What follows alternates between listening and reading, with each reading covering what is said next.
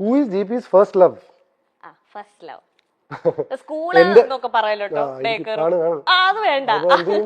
അല്ല, first love എന്ന് പറയുന്നാലേ എന്റെ ഫ്രണ്ട്സ് ഒക്കെ ഫസ്റ്റ് ലവ് എന്ന് പറയുന്നത് നിന്റെ ആദ്യ ഭാര്യ നിന്റെ വർക്കാണെന്ന് പറയും. ആ ഒരു രീതിയിൽ എപ്പോഴും പറയാറുണ്ട്. ബട്ട് ഫസ്റ്റ് ലവ് എന്ന് പറയുന്നത് ആ ഒരു സമയത്ത്, അല്ലെങ്കിൽ what do I call infatuation ആണോ എന്താണെന്ന് അറിയില്ല. ശ്വേത എന്നാണ് കുട്ടിയുടെ പേര്. അവളും കല്യാണത്തിന് വന്നിരുന്നു. ഇപ്പൊ അമേരിക്കയിലാണ്. കല്യാണമൊക്കെ കഴിഞ്ഞിട്ട് അമേരിക്കയിൽ സെറ്റിൽ ആണ്. ശ്വേത ഒരു ഡാൻസ് ഒക്കെ ചെയ്തിരുന്നു എന്റെ കല്യാണത്തിന്. So I M in touch with everyone. അപ്പൊ ഫസ്റ്റ് ലവ് എന്ന് പറഞ്ഞാൽ അവള്, ഞാൻ ഫസ്റ്റ് സ്റ്റാൻഡേർഡിലാകുമ്പോൾ അവള് UKG-യിലായിരുന്നു. ഞങ്ങൾ തൊട്ടടുത്ത വീടായിരുന്നു, കളിക്കൂട്ടുകാരായിരുന്നു കുട്ടിക്കാലം മുതലേ. So that should be my first love I guess. കാരണം എന്താ വെച്ചാൽ അന്ന് എനിക്ക് ഒരുപാട് പെൺകുട്ടികൾ ഫ്രണ്ട്സ് ഉണ്ടായിരുന്നില്ല. ശ്വേത മാത്രമായിരുന്നു എന്റെ ഫ്രണ്ട്. എത്ര നാൾ നിങ്ങൾ പഠിച്ചു? ഞങ്ങള് 10ാം ക്ലാസ്സിൽ ഞാൻ പോയല്ലോ, ഞാൻ പട്ടാമിന്ന് പോയല്ലോ. അത് കഴിഞ്ഞപ്പോ പിന്നെ വേറെ കുറെ ഗേൾ ഫ്രണ്ട്സ്. 10th വരെ സത്യം പറഞ്ഞാൽ 1-2-3 പേരെ ഉണ്ടായിരുന്നുള്ളൂ. ശ്വേത, ഗായത്രി, അങ്ങനെ കുറച്ച് പേരെ ഉണ്ടായിരുന്നുള്ളൂ. ബട്ട് പിന്നെ അങ്ങോട്ട് അലോഷ്യത്തിൽ ആരെങ്കിലും ഉണ്ടായിരുന്നോ? ഉണ്ടായിരുന്നോ? First year, second year, third year, fourth year, third year. പിന്നെ എന്താ വെച്ചാലേ CIRS കഴിഞ്ഞപ്പോഴാണ് ഞാൻ ഭയങ്കര കംഫർട്ടബിൾ ആയത് പെൺകുട്ടികളായിട്ട്. കാരണം അവിടെ ഈ ഒരു ആൺകുട്ടി, നമ്മൾ സ്കൂളിൽ പഠിക്കുമ്പോഴേ പണിഷ്മെന്റ് കിട്ടിയാലാണ് പെൺകുട്ടികളുടെ കൂടെ പോയിരിക്കുക. അപ്പൊ എന്തോ പെൺകുട്ടികളോട് സംസാരിക്കുന്നൊക്കെ എന്തോ ഭീകരാവസ്ഥയാണ്.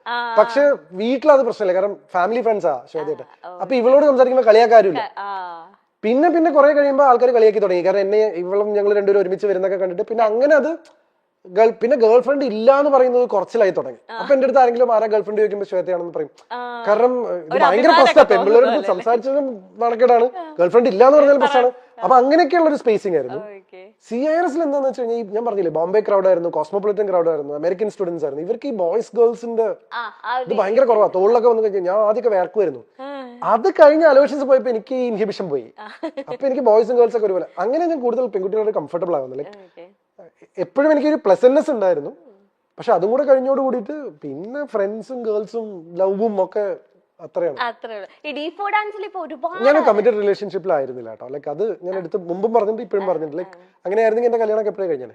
Like I was always in A confused space. ഈ കുട്ടിയാണോ, ഈ കുട്ടിയാണോ, ആ കുട്ടിയാണോ, ഈ കുട്ടിയാണോ, എന്തൊക്കെയാ സംഭവിക്കുന്ന ചോദ്യം ആ ലൈനാണ്. ഇപ്പൊ ഡീപ്പ് ഡാൻസിൽ ഒരുപാട് ഇങ്ങനെ ലൈക്ക് എല്ലാരും ഏറ്റെടുത്തതിനപ്പോ ഒരുപാട് ഗേൾസ് ഫാൻസ് വന്നിട്ടുണ്ടല്ലോ.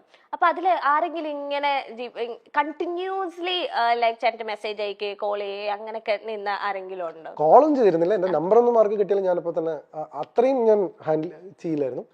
പക്ഷെ I use to get letters എന്നോ, വീട്ടിലേക്കൊക്കെ കത്തുവരായിരുന്നു. ഞാൻ ഇൻസ്റ്റാഗ്രാം ഒരു സമയത്ത് ഇൻസ്റ്റാഗ്രാം അല്ല, ഫേസ്ബുക്ക് ഒരു കാലത്ത് സ്ഥിരമായിട്ട് നോക്കുമായിരുന്നു. പിന്നെ പേടിയാവാൻ തുടങ്ങി. ആൾക്കാർ ജിബിച്ചേട്ടൻ കല്യാണം വെച്ചാൽ ഞാൻ ആത്മഹത്യ എന്നൊക്കെ പറയുന്ന അന്നത്തെ കാലത്ത് അങ്ങനത്തെ കുറെ മെസ്സേജ്. പിന്നെ ചോരയിലൊക്കെ കത്തുവരായിരുന്നു. ഇപ്പോഴൊന്നുമില്ല, D4 സമയത്ത് ഇതൊക്കെ ഉണ്ടായിരുന്നു. അപ്പൊ അതൊക്കെ കയ്യിൽ നിന്ന് പോകുന്നു തോന്നിയപ്പോ പിന്നെ എനിക്ക് പരിചയമില്ലാത്ത ഒരാളായിട്ട് ഭയങ്കര ബുദ്ധിമുട്ടാണ് ടു സ്ട്രൈക്ക് എ കോർഡ്.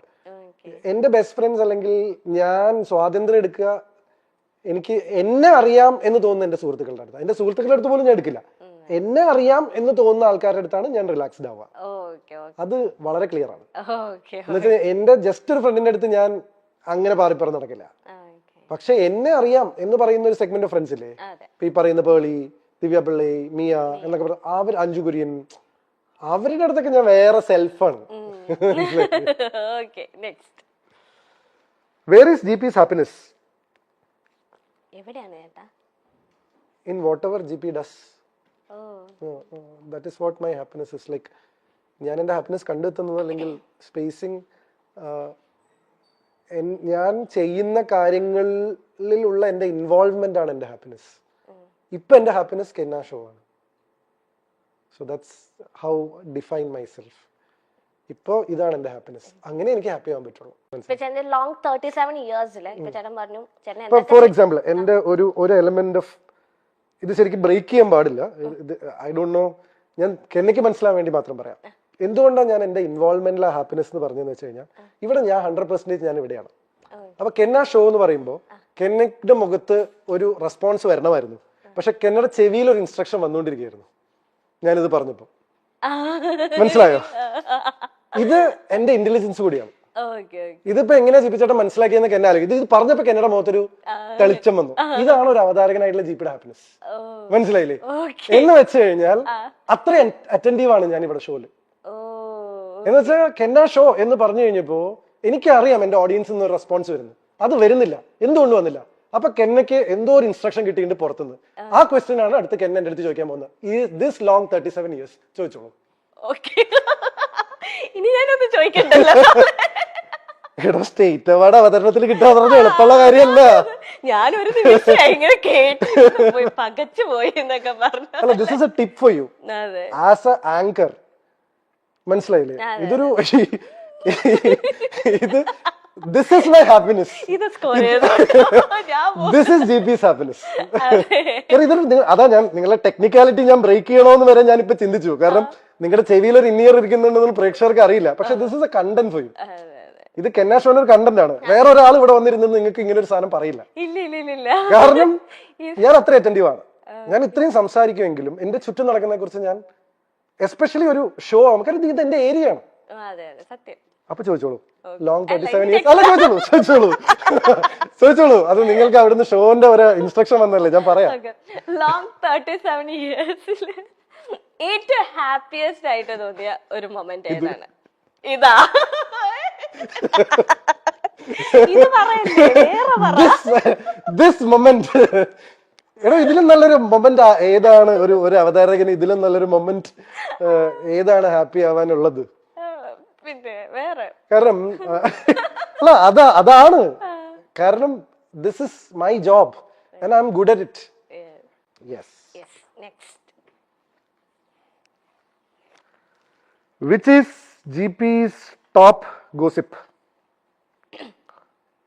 ഏറ്റവും ടോപ്പ് ആയിട്ട് ഞാൻ പക്ഷേ ഇല്ലേ, ഇന്ന് പണ്ടത്തെ ഒരു ഇന്റർവ്യൂല് ജസ്റ്റ് കേട്ടോണ്ടിരുന്നപ്പോഴത്തേനും കമന്റ്സും ജസ്റ്റ് ഞാൻ സ്ക്രോൾ ചെയ്തതാ. അപ്പൊ അതിലൊരു എന്തോ ഒരാള്, വ്യക്തിയുടെ പേരൊന്നും എനിക്ക് ഓർമ്മയില്ല, നല്ല ഡീറ്റെയിൽ ആയിട്ട് GP ചേട്ടന്റെ പേളി ചേച്ചിയുടെ ഒക്കെ അറിയുന്ന രീതിയിൽ പേളിയും GPയും ഇഷ്ടത്തിലായിരുന്നു. പിന്നെ അവരെന്തോ പിണങ്ങി. പിന്നെ അതുകൊണ്ടാണ് അവര് കെട്ടാത്തത്. അത് ഞാൻ ഇനി അങ്ങനെ അപ്പൊ ഞാൻ വെച്ചത് ഈ പേളിയും GP ചേട്ടനായിട്ട് ഞാൻ അങ്ങനെ ഗോസിപ്പുകൾ ഒന്നും കേട്ടിട്ടില്ല. അപ്പൊ ആ കമന്റിൽ എന്തോ ഗോസിപ്പ് ഉണ്ടായിരുന്നു എനിക്ക് തോന്നുന്നു. എനിക്ക് മേജർ ആയിട്ടുള്ള എനിക്കിതിൽ ഏതാ മീൻ ദിവ്യപിള്ള, ഇതിൽ ഏതാണോ ടോപ്പ് ഗോസിപ്പുകൾ ഇഷ്ടംപോലെ ഉണ്ട്. എനിക്കത് മീയ ചേച്ചി ആയിട്ടായിരിക്കും. പക്ഷെ എന്താ അറിയോ, ദിവ്യപിള്ളയുടെ ഗോസിപ്പിന്റെ സമയത്ത് സോഷ്യൽ മീഡിയ സ്ട്രോങ് ആയിരുന്നു. അപ്പൊ അത് ഭയങ്കരമായിട്ട് ആഘോഷിക്കപ്പെട്ടു. അതിനാണ് ഞാൻ ആദ്യമായിട്ട് ജീവിതത്തിൽ ഒരു എക്സ്പ്ലനേഷൻ കൊടുത്തത്. നിങ്ങൾ ആ കണ്ടത് കല്യാണമല്ല, മീഡിയ കാര്യത്തിൽ ഞാൻ എക്സ്പ്ലനേഷൻ കൊടുത്തു വന്നിട്ടില്ല. അപ്പൊ എനിക്ക് ടോപ്പ് ഗോസിപ്പില് ശരിക്കും സ്റ്റാറ്റിസ്റ്റിക്സ് എടുത്തു നോക്കണം. പക്ഷെ മീയുടെ എന്ന് വെച്ചാൽ കുറച്ച് കാലമായിട്ട് നിന്നുകൊണ്ട് മീയുടെ കല്യാണം എന്റെ കല്യാണം കഴിഞ്ഞിട്ട് രണ്ടുപേരും അവരവരുടെ കല്യാണങ്ങൾ അറ്റൻഡ് ചെയ്തിട്ട് ഇപ്പൊ നിൽക്കുമ്പോഴാണോ ഇത് ട്രൂ ഫ്രണ്ട്ഷിപ്പ് ഗോൾസ്. ഇത് ഞാൻ നേരത്തെ പറഞ്ഞു കഴിഞ്ഞാൽ അതാണ് പ്രശ്നം. How much is GP's net വർത്തോ? നമ്മളുടെ സമ്പാദ്യം പൊതുവെ പറയാൻ പാടില്ല എന്നാണ് പറയുക. ഈ നെറ്റ് വർത്ത് എന്ന് ഉദ്ദേശിച്ചത് സ്വാഭാവികമായിട്ടും ലിക്വിഡ് ക്യാഷും അസറ്റ്സും എല്ലാം കൂടി ഇതിനെയാണല്ലോ നമ്മൾ നെറ്റ് വർത്ത്. എക്സാക്ട് ഫിഗർ ഞാൻ എന്തായാലും പറയില്ല. ഒരു 9 ഡിജിറ്റ്സ് ഉള്ള സംഖ്യയാണ്. ഇനി അത് പോയി കൂട്ടി നോക്കി എത്രയാണ് 9 ഡിജിറ്റ് ഉള്ള സംഖ്യ എന്നുള്ളത്, ഇൻക്ലൂഡിങ് പ്രോപ്പർട്ടീസ് ആൻഡ് എല്ലാം കൂടി കഴിഞ്ഞാൽ ഒരു സ്വാഭാവികമായിട്ടൊരു 9 ഡിജിറ്റിലുള്ള സംഖ്യ. പക്ഷെ എമൗണ്ട് ഞാൻ റിവീൽ ചെയ്യില്ല. പിന്നെ കൃത്യമായിട്ട് ഇൻകം ടാക്സ് കളയ്ക്കുന്നതുകൊണ്ട് കുഴപ്പമില്ല. ഓഡിറ്റിങ്ങും ഇൻകം ടാക്സും GST ഒക്കെ ചെയ്യുന്നുണ്ട്, ധൈര്യമായിട്ട് പറയാം. പക്ഷെ എങ്കിലും നമ്മളിങ്ങനെ പൊതുവേ നമ്മൾ പറയുമല്ലോ, നമ്മൾ എക്സാക്ട് നിങ്ങൾ ചോദിച്ചുകൊണ്ട് മാത്രം ഞാൻ അത് റിവീൽ ചെയ്തതാണ്. ജനറലി റിവീൽ ചെയ്യാറില്ല.